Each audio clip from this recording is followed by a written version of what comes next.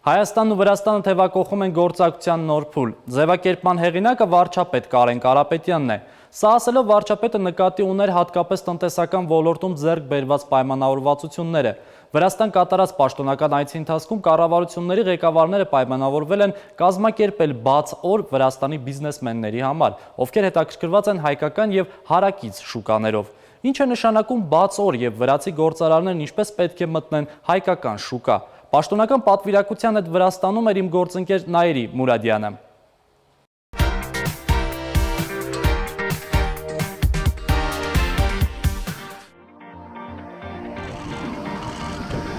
Հայաստանն ու Վրաստանն առաջին անգամ չէ, որ պայմանավորվում են փոխադարձ շահավետ ծրագրեր իրագործել, բայց տնտեսության վրա դրանց ազդեցությունն այնքան էլ տեսանելի չէ։ Ահա ինչու Հայաստանի վարչապետի համար այս անգամ խիստ կարևոր էր պայմանավորվածությունների հստակությունը։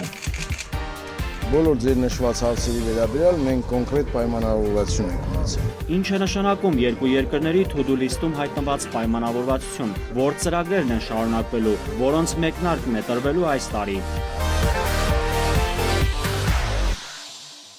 Կարեն Կարապետյանն ու Գեորգի Կվիրիկաշվիլին պայմանավորվել են արտաքին աշխարհի առջև հաճախակի հանդես գալ համատեղ մեծ շուկայով։ Սա նշանակում է, որ երկու ազգային շուկաները կմիավորվեն, արտասահմանյան կապիտալի համար դառնալով ավելի գրավիչ, ներկայանալով ավելի մեծ ծավալով։ Խոսքը նախ եւ առաջ Հայաստանի եւ Իրանի սահմանին Մեղրի մոտ ստեղծվող ազատ տնտեսական գոտու մասին է։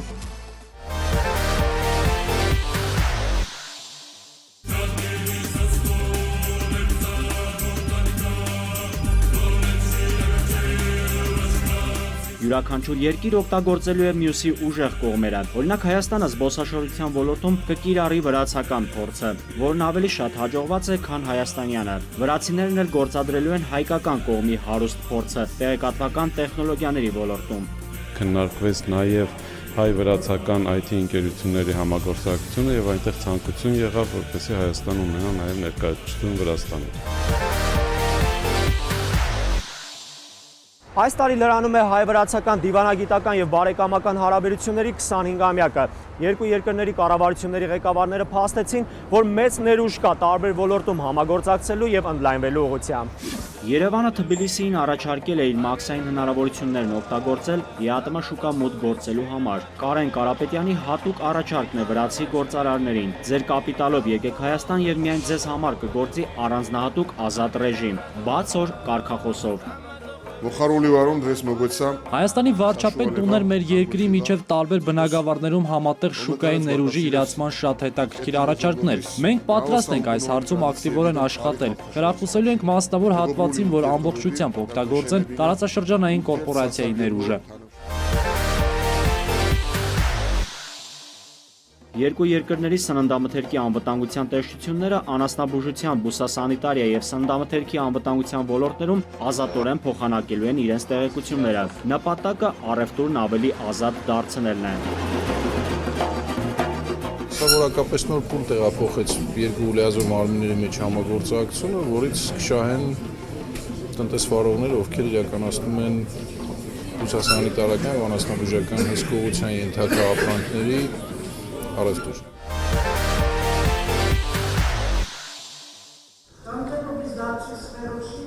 Երկու երկրները կարող են տարածաշրջանային այնպիսի գրավիչ առաջարկ ձևավորել, որ նույնիսկ բարձր զարգացած երկրների համար հաճելի սյուրպրիզ կլինի։ Օրինակ հազվադեպ հանդիպող ինֆեկցիաների հայտնաբերման ու կանխարգելման հատուկ ծրագիրը կարող է ռեգիոնալ բացառիկ հաջողակ հեռանկար ունենալ։